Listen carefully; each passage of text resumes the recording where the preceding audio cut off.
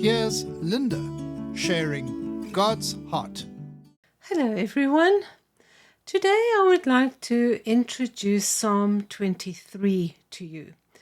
Now, Psalm 23, I think, is the psalm that is read most at funerals.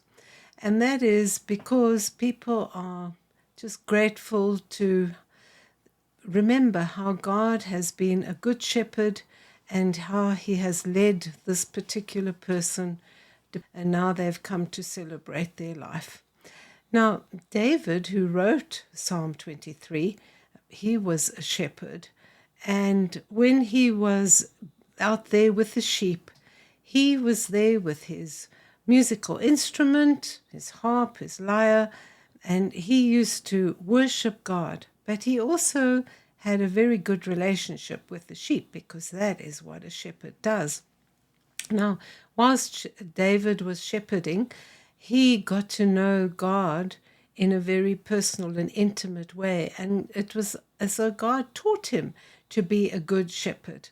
But also, he got to know God's character, God's heart, how he deals with his children.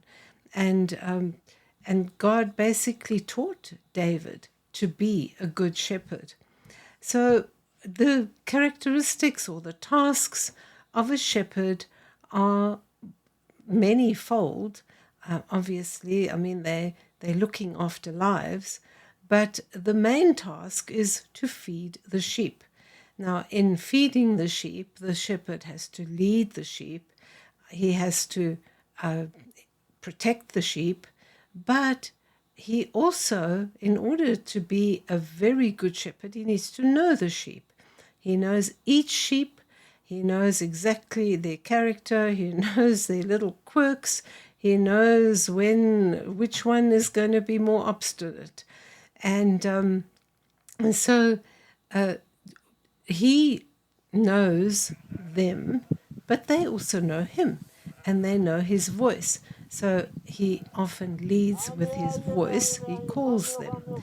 So the knowing is a two-way thing. He knows the sheep, and they know him.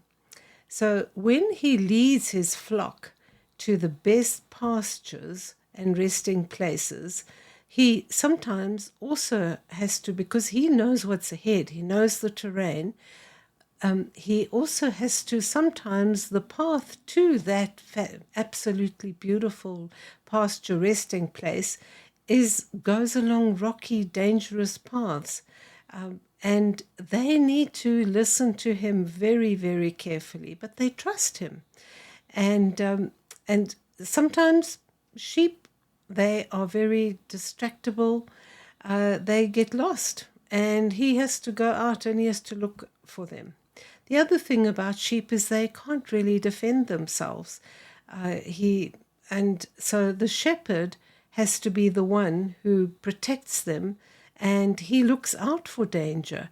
He is the one who's always looking out for anything that can be dangerous, either on the path or a predator, a wild animal. And he will, if he's a good shepherd, he will protect them till his death. And so today I would like to start off by looking at an example from the Old Testament where God describes himself as a shepherd. And in Isaiah 40, chapter 11, he says, "He will feed his flock like a shepherd. He will gather the lambs in his arms and carry them in his bosom, and gently lead those that are with young." Now, that word feed is the same word as where it says he will feed his flock like a shepherd. Shepherd and feed is the same word. I was very surprised to find that out. So that gives me the impression that shepherd means feed. And so it is actually maybe the main task of a shepherd is to feed, and then everything else goes with it. But here in Isaiah 40 verse 11, God also talks about gathering the lambs in his arms. Now that gathering is to carry, to lift up a load or a burden, it's a weight, and he carries them and in his bosom. So he carries them close to his heart. There again, the heart of God. He doesn't just let them, drag them by one foot, but he carries them close to his heart. And then it says, he gently leads those that are with young. Now, that is, he will take them to the end of the journey. And the end of the journey is that particular wonderful pasture that he had in mind when he took off in the morning and led the sheep out and said, right, let's go. We are going to find a beautiful spot where you can feed and you can rest and you can be refreshed. In Zechariah chapter 11, verse 14, God talks about the tools of a foolish shepherd, and that is one who does not have wisdom. Now, I don't want to talk about the negative things that God gave an example of a foolish shepherd, but I'd like to take those things where he said they don't do this, what a good shepherd actually does. So there again, it is, a good shepherd will take care of those who have been cut off, those who have wandered off, those who have been scattered. And the shepherd, basically, the sheep are his only companions, and he knows them well, and they know him. Then it says, a good shepherd, well, I'm taking it, the good shepherd will seek the young. Again, sheep lose focus and they can wander away easily. Another thing a shepherd will do, he will heal the broken. Heal means restore, to bring them back to health and healing.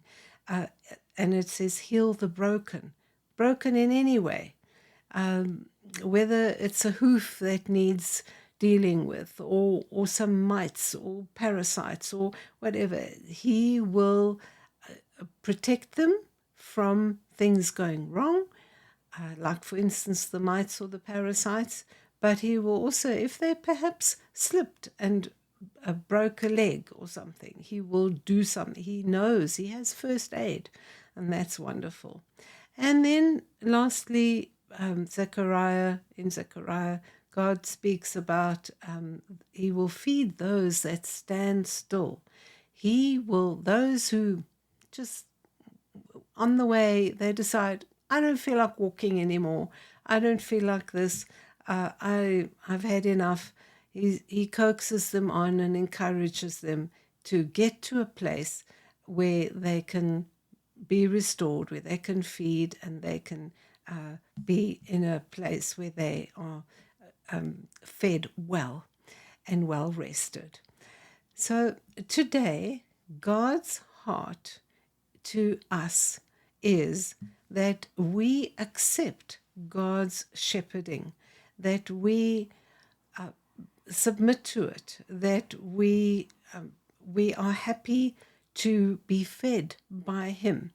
And in Matthew chapter 4, verse 4, Jesus said, man shall not live by bread alone, but by every word that proceeds from the mouth of God.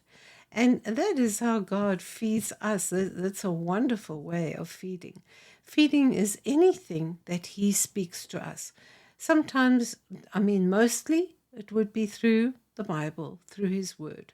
But he can speak to us through nature, through someone else, and encourage and remind us of something. So today, the encouragement is God wants to shepherd us. He wants to feed us. He wants to be the one who nourishes us, who we accept his care, that he wants to take care of us. And so, whichever way God speaks to you, take that as food. And I bless us each one of us today, with the ability to accept God's shepherding by feeding us. I bless you today.